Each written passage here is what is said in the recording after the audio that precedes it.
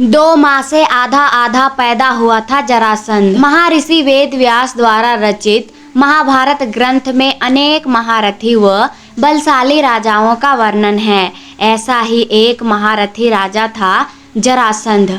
उसके जन्म व मृत्यु की कथा भी बहुत ही रोचक है। जरासंध मगध वर्तमान में बिहार का राजा था। वह अन्य राजाओं को हराकर अपने पहाड़ी किले में बंदी बना लेता था। जरासंध बहुत ही क्रूर था। वह बंदी राजाओं का वध कर चक्रवर्ती राजा बनना चाहता था।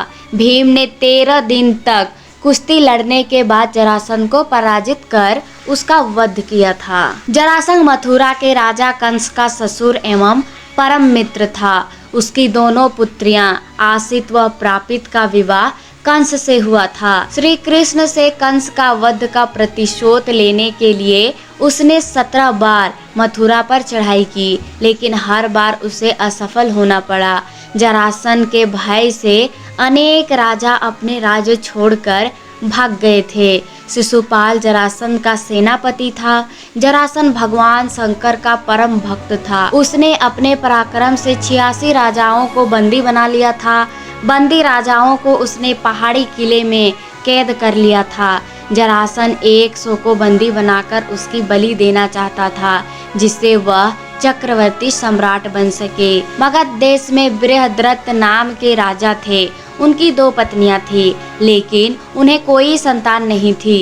एक दिन संतान की चाह में राजा बृहद्रथ महात्मा चांड कौशिक के पास गए और सेवा कर उन्हें संतुष्ट किया। प्रसन्न होकर महात्मा चाणक्य कौशिक ने उन्हें एक फल दिया और कहा कि ये फल अपनी पत्नी को खिला देना, इससे तुम्हें संतान की प्राप्ति होगी। राजा बृहद्रथ की 2 पत्नियां थी। राजा ने वह फल काटकर अपनी दोनों पत्नियों को खिला दिया। समय आने पर 2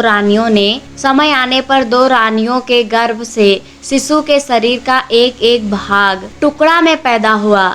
रानियों ने घबराकर शिशु के दोनों जीवित टुकड़ों को बाहर फेंक दिया। उसी समय वहां से एक राक्षसी गुजरी। उसका नाम जरा था। जब उसने जीवित शिशु के 2 टुकड़ों को देखा तो अपनी माया से उन दोनों टुकड़ों को जोड़ दिया और वह शिशु एक हो गए। एक शरीर होते ही वह शिशु जोर जोर से रोने लगा। बालक की रोने की आवाज़ सुनकर दोनों रानियां बाहर निकली और उन्होंने उस बालक को गोद में ले लिया। राजा बृहद्रथ भी वहां आ गए और उन्होंने उस राक्षसी से उसका परिचय पूछा। राक्षसी ने राजा को सारी बात सच सच बता दी। राजा बहुत खुश हुए और उन्होंने उस बालक का नाम जरासंध रख दिया, क्योंकि उसे जरा नाम की राक्षसी संदिग्ध मतलब कि जोड़ा था। जरासंध का वध करने के लिए भगवान श्री कृष्ण ने योजना बनाई। योजना के अनुसार श्री कृष्ण, भीम व अर्जुन ब्राह्मण का वेश बनाकर जरासंध के पास गए और उसे कुश्ती के लिए ललकारा। जरासंध समझ गया कि ये ब्राह्मण नहीं है। जरासंध के कहने पर श्री कृष्ण ने अपना वास्तविक परिचय दिया। जरासंध भी भीम से कुश्ती लड़ने का निश्चय किया। राजा जरासंध और भीम का युद्ध कार्तिक कृष्ण प्रतिपदा से 13 दिन तक लगातार चलता रहा।